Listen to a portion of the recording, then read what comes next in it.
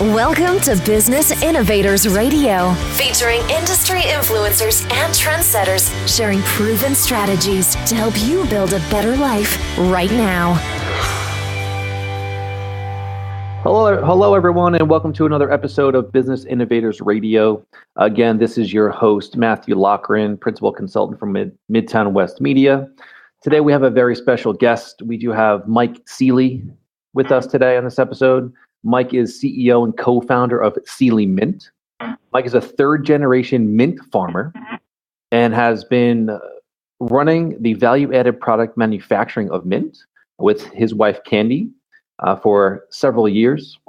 Mike does have some proprietary chocolate products as well, and sometimes even jumps into the mint tea production. So very excited to have Mike on the phone here and on the radio show. Mike, how you doing today? I'm doing great. Thank you very much, Matthew. And you? Great.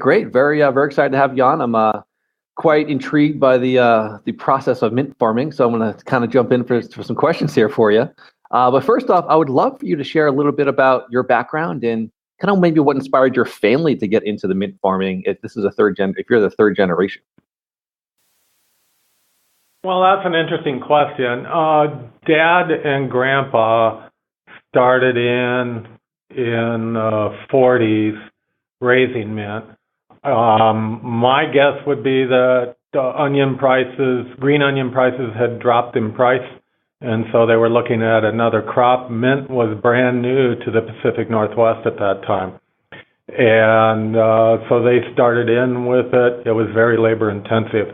I heard the stories about the first year trying to get it planted, and they had roots stacked in the big machine shop and busy hand forking them over to keep them from getting heated up. But that's something I'll have to ask my mom about. I just always took it for granted that we've always been in mint. So yeah, no, absolutely. So what about yourself? What kind of inspired you to become an entrepreneur? I've always been very motivated to be my own company. I started out with a truck garden when I was 6 years old and sold enough pumpkins to buy a Timex watch for $19.95, I think it was. And I've always wanted to farm. I have a degree in electrical engineering, so does my wife. Our son has a Bachelor of Science electrical engineering. I have an MBA too, but our overall dream is just raising mint. I've been on a mint farm my whole life. That's interesting. I'm really kind of curious because I have done quite a bit of consulting with some family businesses before, and you say obviously you're third generation. You mentioned your son. I understand he's going to be a fourth generation mint farmer. Has there ever been like that struggle of do I take on the family business? Do I go do it my own? Was there any of that going on? Well, there's always been ups and downs in the mint industry, and the trend is to go away from mint. Right now, it's a very challenging time. For instance, our prices have dropped more than 20% this year. And believe me, our costs have not dropped. In fact, our costs have went up. So there will be another challenge, and it's a cycle. And I've always wanted to raise mint. From the time I was 2 years old, riding on my dad's tractor, sitting on the toolbox, and my mom telling me I had to go take a nap, and I didn't want to. So that's never been an issue for me. My other brothers, though, they all went into engineering because it makes a lot more money and you've got a consistent paycheck every 2 weeks. And I did do consulting work, and so did my wife, to when times are bad, to keep the farm going. And that. So I've worked for various companies across the U.S. when times got rough. We won't do it this year. And that. So. Gotcha. That's definitely interesting. You mentioned something here, but obviously your costs are staying the same as prices have come down a little bit. I'm wondering, can you maybe share some insight into the actual mint farming process itself? And how different is it to farming other products, et cetera? That would be quite interesting. Yeah, so we fertilize the mint in the spring, and typically we want to get in on it in early April, and then we start watering about May 10th. The irrigation side of it has changed dramatically, and that's where our kids come into this. I'm in my 50s, and I'm not quite as technology competent as they are. And so they are busy changing our whole farm dramatically. Our irrigation now is all controlled from our cell phones. And they still roll their eyes when I go, I can't figure out how to start this pivot circle irrigation system. And they go, really, Dad?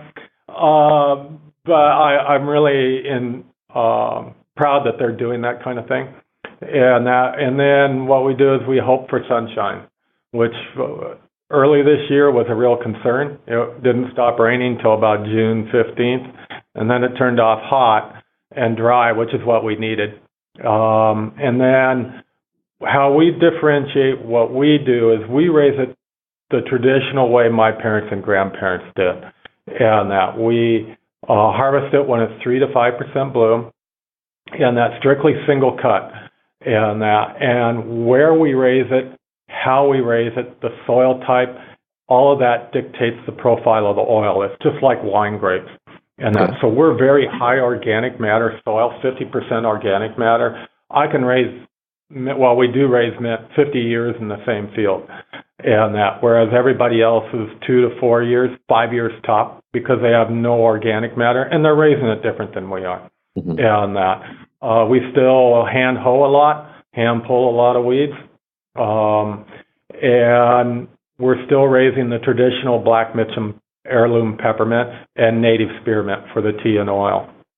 We just finished up harvest, and harvest has changed dramatically from the very labor-intensive pitchfork it onto the truck, bring it back to the still where grapple forks put it into the tubs and steam distill it out, to now the swather cuts and windrows it like you would alfalfa or hay, and then we let it dry the same amount of time, 3 to 5 days. Then we, instead of having a crew of 5 to 8 people out in the field, there's only one person out there picking up the hay, chopping it, and blowing it all into a mint tub, which is a steel 8 by 8 by 18 foot long container on a trailer. And so all the labor part of it has changed dramatically. When I was, I'm kind of bouncing around a little bit, but that's the way I do, Matthew. No, it's good. When I got some follow-up questions coming, so keep going.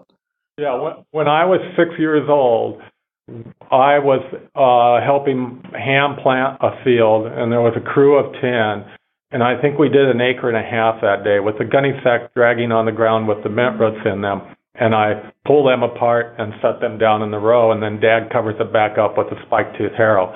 Today, we can plant 10 acres with one person with a mechanical planter.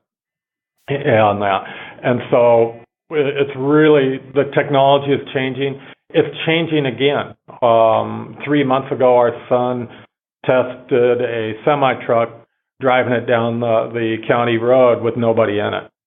And that side of our farm is changing dramatically. He's busy today, besides a billion other things to do, of modifying a piece of equipment for the tea leaf side, where we'll start in harvesting tea leaf tomorrow or the next day. That will be completely autonomous. And we won't have anybody in that machine harvesting the tea leaf. It'll be pretty cool to watch. Wow. That's quite amazing. Yeah. So this really sounds like you've done quite the marriage of, the traditional legacy growing with the combination of, up-to-date, next generation technology, from the irrigation systems all the way down to an autonomous vehicle that's going to help you guys harvest. We are, and that's because of our kids. They understand and they know the legacy systems, which makes it even easier for them to create these new applications with high-tech technology and marry the two. And that they've grown up with, hey, I got to go move handline pipe, to now I'm really motivated to make this pivot run all by itself, and I don't have to go out in the middle of the night and look at it, which 3 years ago, that's what I was doing, was getting up at 2 o'clock in the morning and making the tour around. Now it all alarms to my cell phone, so I can actually get to sleep at night. And so that's pretty cool. And then the still, where we steam distill it, is becoming more and more automated.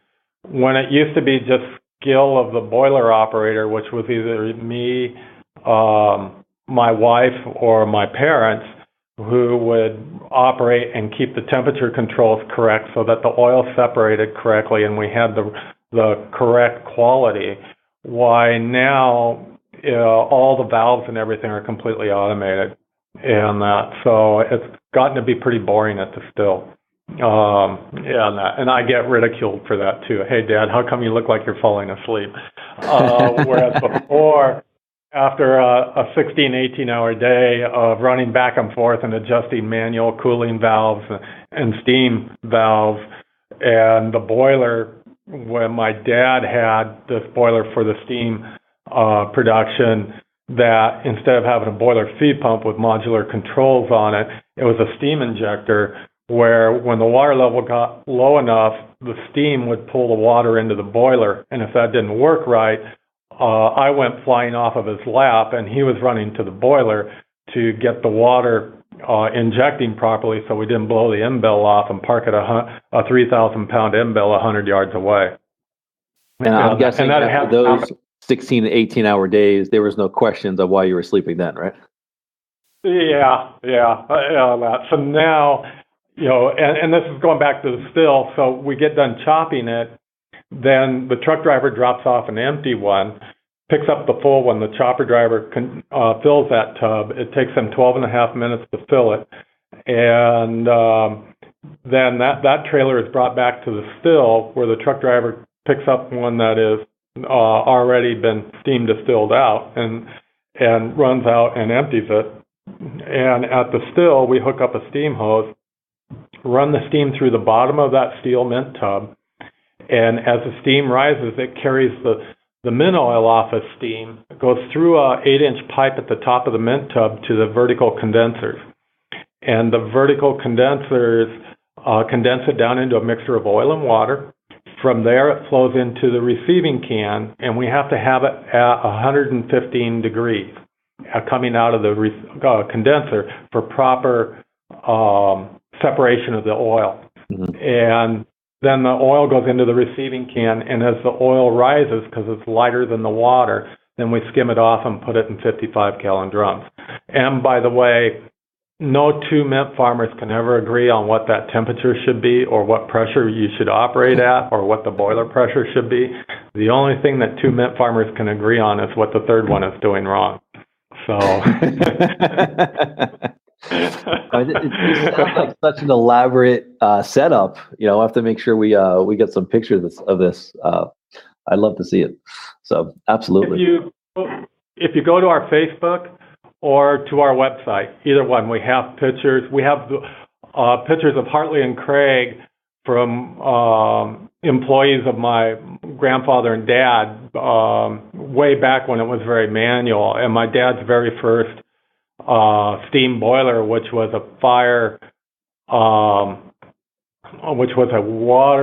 a steam engine tractor that they hooked up as a boiler, and it was they used firewood to run it, and the firewood was slab wood from the paper mill 10 miles away, and they only did that 1 year before Dad changed to a oil-fired boiler. And he had enough cords of wood that he had to cut that year that he was never going to do that again. Oh man. So Mike, I want to jump into this now. So obviously, you've distilled out the mint oils and so forth. Can you maybe share what types of products that Sealy Mint puts out, with the mint that you guys harvest? Yeah, so we take some of our peppermint oil and we use that to make handcraft all of our chocolates, which are peppermint patties. They're like a York patty, but 1,000 times better. Mm-hmm. And then our mint melts, which is a dark chocolate mint melt with peppermint oil.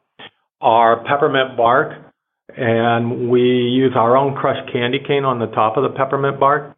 And then our ivory mints, which is a really unique premium Italian white chocolate with a peppermint spearmint twist. We hand make everything right on the farm. in our own licensed facilities, along with our candy canes. All our candy canes are hand-pulled, hand-rolled. No two are alike. We actually offered, I think last year, was $100 of product to anybody who could find two that were identical. You never will. Never find two that are identical. The colors change as you start rolling them out. As the temperature changes and the pH changes as you hand rolling these, why the colors and the width, you go from a bright red peppermint candy cane to a very dark red one as it starts to cool by the time you get done with the batch. And every width is different. Every hook, how we make the hook with a paper cup and roll that around is dramatically different. Just like our chocolates are all hand done. We even hand temper in that. And what really makes a huge difference for us is we're using our peppermint oil. So it's our single cup premium peppermint and spearmint oils that we're using to flavor our products. Everybody else, I am thinking, is using a modified mint oil, whether it's encapsulated so that their facility doesn't smell like mint the next day when they go to make cherry bonbons or something like that. Our facility, when you get within a quarter mile, you know that you've hit our place because it smells like mint everywhere. I was 5 miles away and somebody was talking about it yesterday. Boy, are you guys still harvesting? We can smell you. And I go, no, we've been done since Thursday night.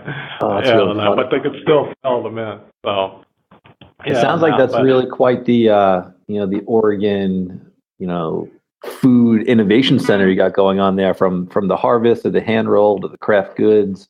Quite interesting.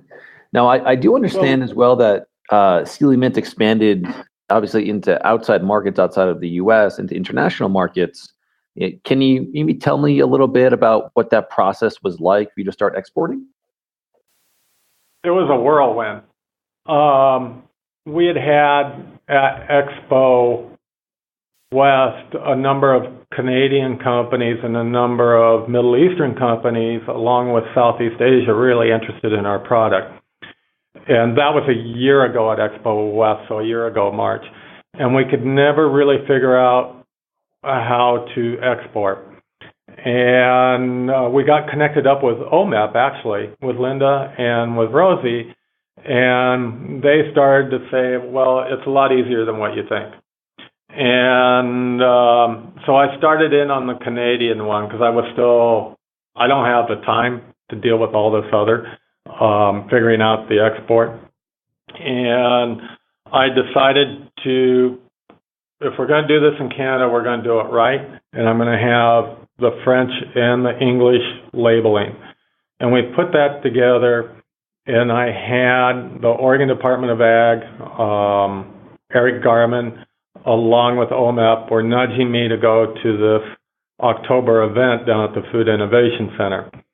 And in fact, they were all insisting I go. And so we had our sell sheets all ready, and I was going, well, okay. It took me 6 months to get into UNFI here in the U.S., my national distributor. My other national distributor, 3 months, and they were really pushing it hard to get me in.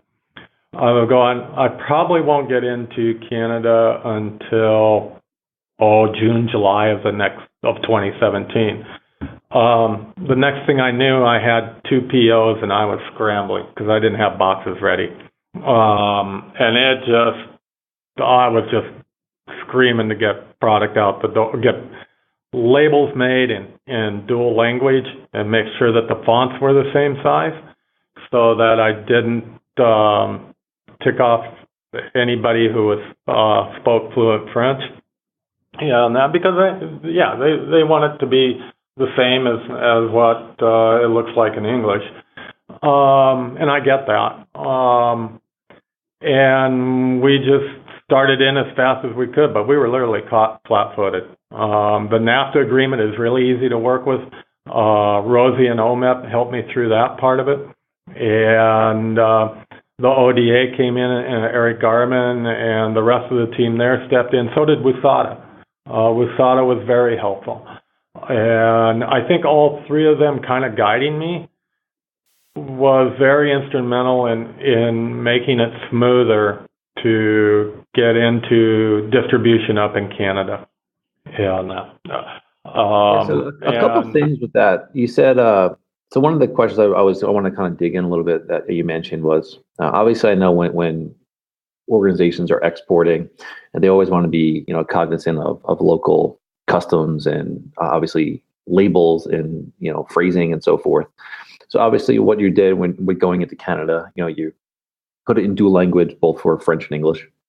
Were there any other nuances, either through one of these support organizations you just mentioned, or through the Canadian people that you were contracting with? Did they recommend for the labeling at all? Well, we had to be Canadian compliant.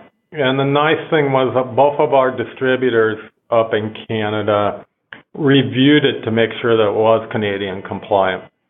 And that was a big relief to me because I was really nervous. We were buying product out of Canada and bringing it home, having it FedEx to us so that we could take a look at, compare our competitors' products to make sure that we weren't missing anything. Mm-hmm.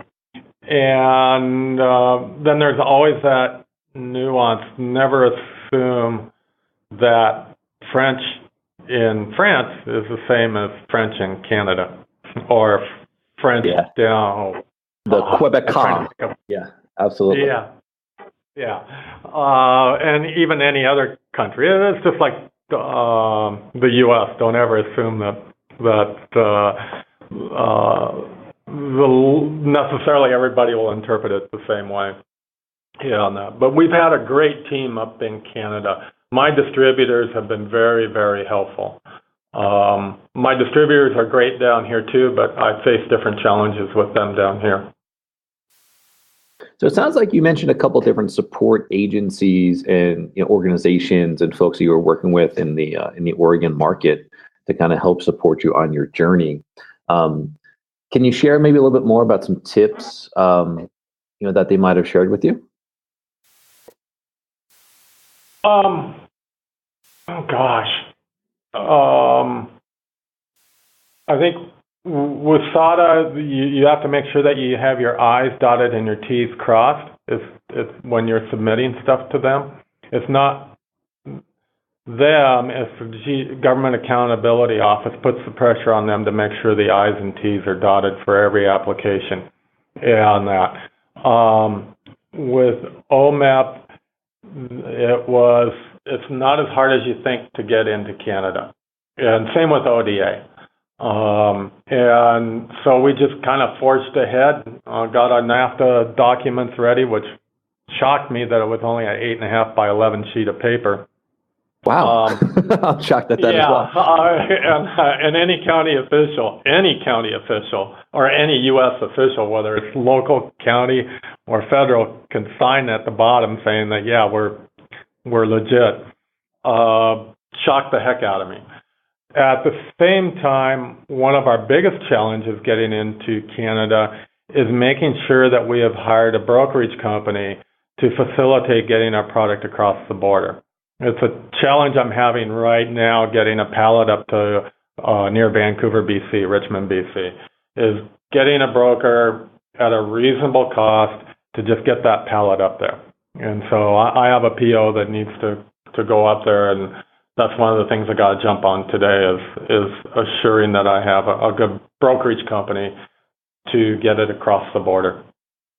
So when you say brokerage company in this instance, it's primarily about cross-border transportation of product? Not, well, in a sense. All they do, we hire a trucking company to come and pick it up. Mm-hmm. They get it to the border, but they've got to get it through customs.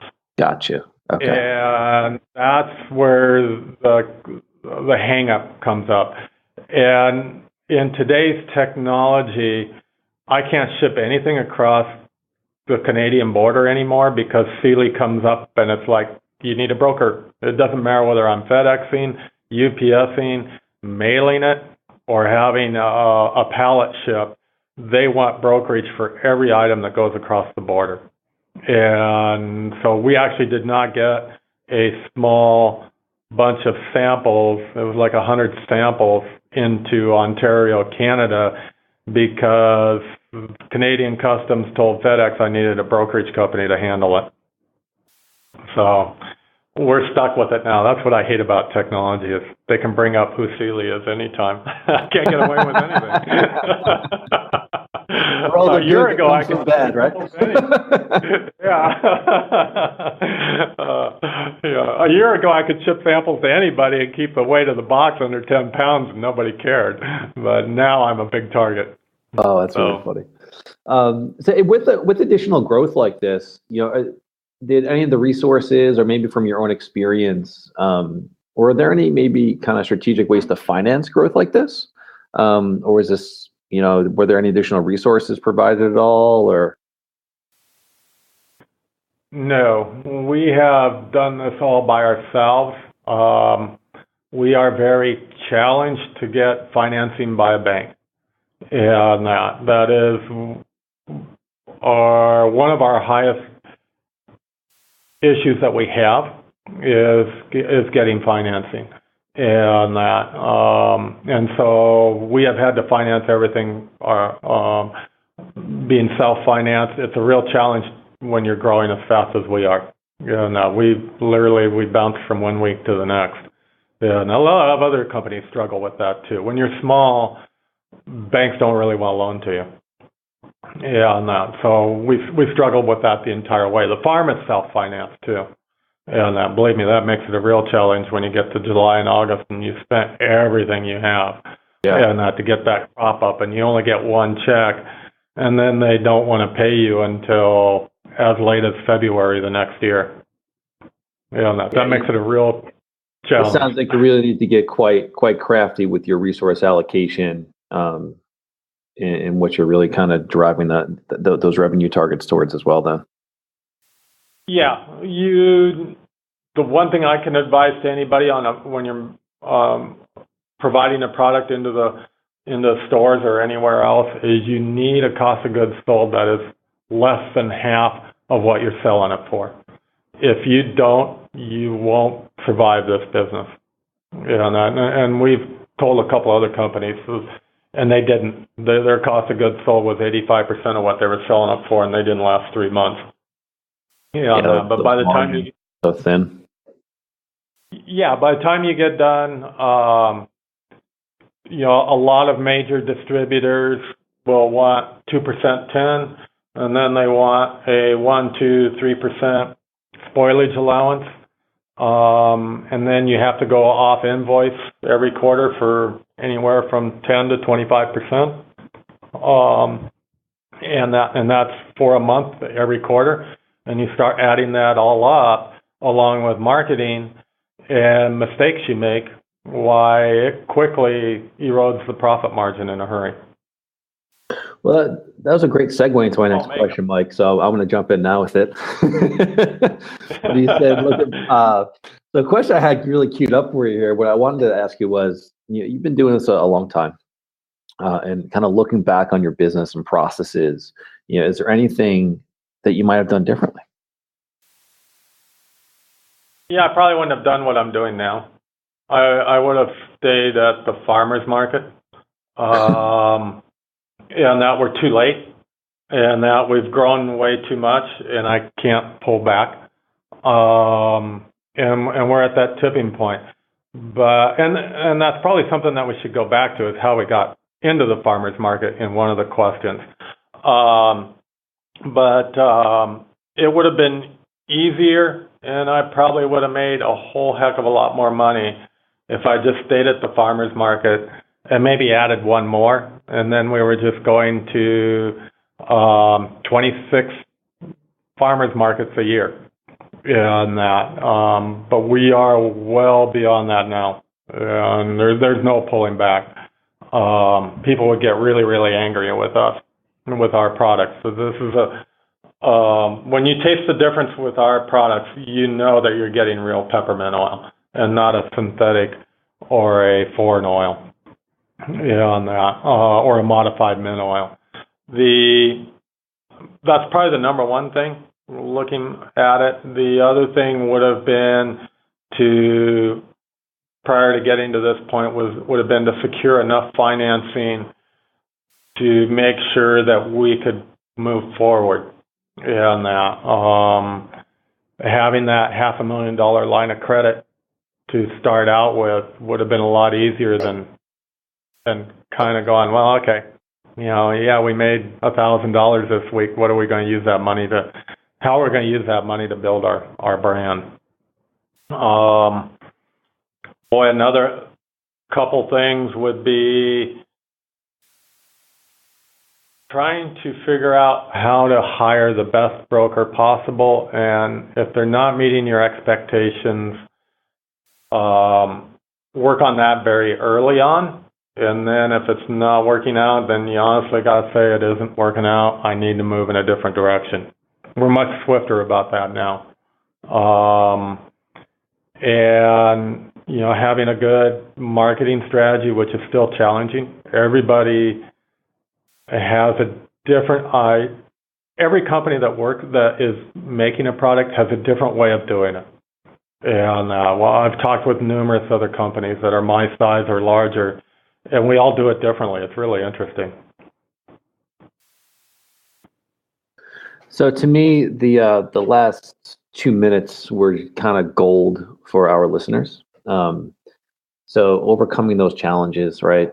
Securing financing for growth, carving out your niche in the market, and making sure you're maximizing profit margins. Whichever business model that you choose, and then if you look at your resource allocation for talent or partnerships and brokers in your instance, making sure you're making the right decisions, but knowing to when to kill it when you need to kill it, and then kind of moving forward.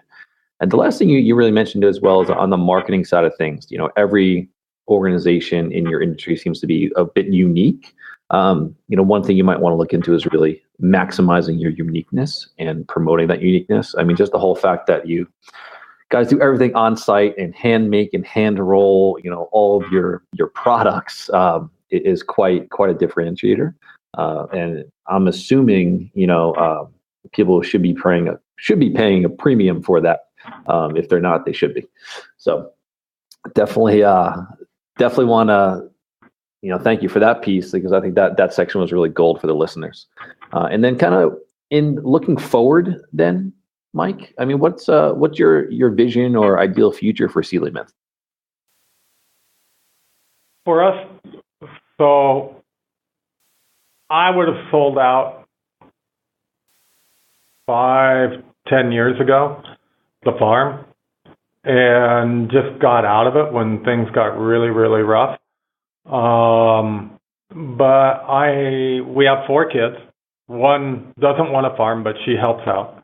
Till she has a degree now, and she's out looking for a job. So if you know of anybody that needs a biochemical something or other, and has taken more chemistry than I ever want to take, and needs somebody, why, Robin is very good. But absolutely, I have a couple kids who want to farm. Warren is farming, and Karen, our oldest daughter, is ranching. And if it wasn't for them, I would have said, no, I'm not going to do this anymore. But they wanted to, and they are busy farming and ranching.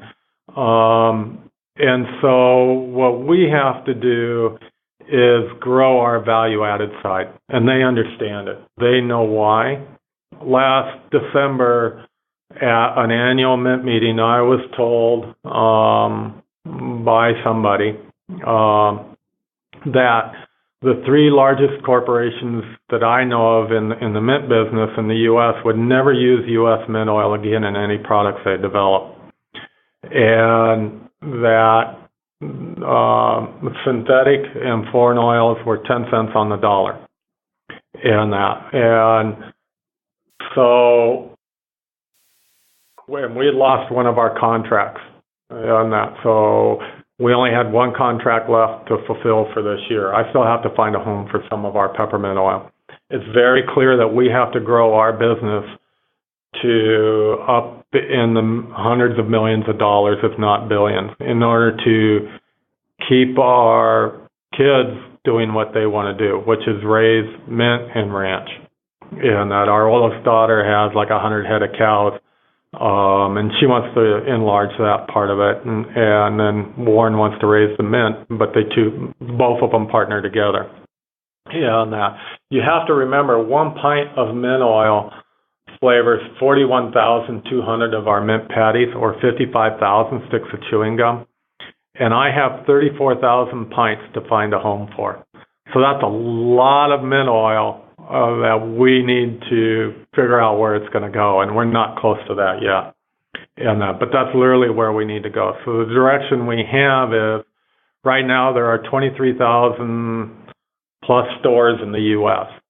In the next 5 years, there's only going to be 19,000. So over the next 5 years, I need to find a home in all 19,000 of those stores in the U.S., plus Canada. And we will. Companies are very interested in our product.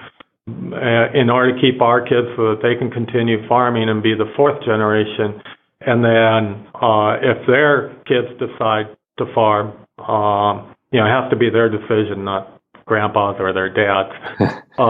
Exactly. Why then they can farm too. On that. So that's really how we got started in the value-added side. Continue the business moving forward. Obviously there's challenges within the business itself that you're looking to overcome and get creative with solutions for. So again, really appreciate the candidness in your response, Mike, as well. And most importantly, if our listeners want to get in touch with you and connect with your organization to buy some of your fabulous products as well, what's the best way for them to reach you? Well, the best way would be to go to our website, www.seelymint.com, and click on contacts. And one of our team members, Allie or myself, will get back to them, or to email us at, and this is a challenging email, is mintfarm, MINTFARM, @klatskanai.com. And Klatskanai is a tough word to spell, but if you look at our website, you can see it. And that's the best way to get hold of us, or to join us on Facebook. We have some great pictures from harvest on Facebook, and Allie handles my Facebook for me. I'm not a social media person, and I got way too many other things to do. But we have great pictures of harvest, the things that were going on. We still have some things to post on there from harvest, and now we have pre-harvest things that are going on.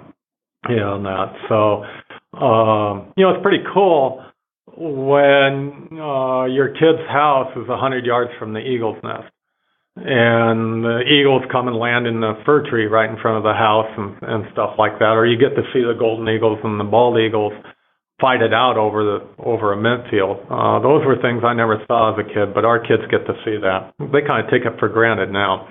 And it's like, really, Dad? It's just another eagle. Whereas I never saw one. I had to go to Glacier Park to see an eagle. When I was 7 years old. But a real interesting thing too, I think, Matthew, is how we got started making the value-added products, and how we ended up in Whole Foods. In 1997, an annual mint meeting, and I've always been very, very vocal, going, well, why aren't we doing marketing program for the mint industry? Why aren't we doing this? Why aren't we doing that? Instead of making a genetically modified peppermint plant that isn't going to help me out at all. It's just going to mean there's half of us growers left, and we're even going to be making less money. That's my personal opinion. Why the mint buyer pulled me aside at that meeting and said, Mike, the CEO of Wrigley's needs to go from $320 million a year bonus to $328 million, and he's going to get that $8 million off the backs of you growers. I have no idea if that number was correct or not, but that's exactly what he told me. And I was sitting there thinking, wow, I'm working out as a consultant, and I'm not making any money right now, and he's going to take it to us. And he did. Over the next 10 years, we went from 134,000 acres of peppermint in the U.S. to 64,000. And in 2007, there was Central Oregon, right in the middle, Madras area, went from 13,000 acres to 300. The Willamette Valley, which I'm a part of, went from 34,000 acres to 6,500. We were 1/9 of it, and we lost $100,000 that year. We thought we were done. We really did. And we went to the Portland Farmers Market that fall looking for something else to raise. And on the way back home, my wife and I said, hey, there's nobody selling mint at the farmer's market. And Jared let us in. And we started schlepping our teas and oils there. And it was kind of interesting because people don't know peppermint or spearmint. So there was a lot of explaining to do. And my wife decided to start making the mint patties to show people what to do with the peppermint oil. And they said, we don't want to make them. We want to buy them. And that's literally how it started. We started making the mint patties to sell to people. And then we had that next summer, early first week of July, I sent off to Denise Braley my Whole Foods forager by UPS on Monday. She got the mint patties on Tuesday, and on Wednesday I had the email saying I want them in my stores. And that's literally how we got into Whole Foods. And that was with a very bad package. If you looked at our package, I mean, that was like a big no-no, our package was. Stapled on label, hand done by us. It was dramatically different from where we're at now. Really dramatically different. We're fair trade certified. We're non-GMO project verified. We've had people say, why don't you have a co-packer make them? And when I get somebody comes along and says, I can tell these are handmade, then you know that you're doing the right thing. But that's literally how we got started in this value-added side. That's so interesting. It's strictly by luck.